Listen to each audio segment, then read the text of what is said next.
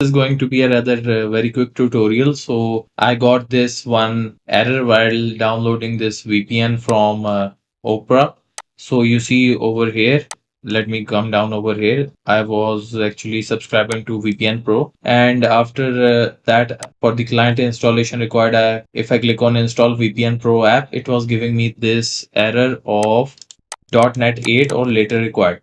So what I did was that I was looking at some tutorials, but they are actually long. So I went on Google, and what I actually did was this very first link. So I went to .NET 8, and I typed this up and went to the very first link that came up, download .NET 8 from Microsoft. So after clicking here, so this is the one that I downloaded, Windows X64, and I installed it. It took like a minute or so, but there's a lot more, even the older versions. But what I did was the latest one. I came down here. I installed this. It's a pretty normal, usual installation. And after that, now if I go over here and I click on VPN Pro and I click on install VPN Pro app, now it actually goes through and it does not give that .NET 8 error. So that's how you are basically gonna get rid of this error. So let me just click it for you so you can have an idea.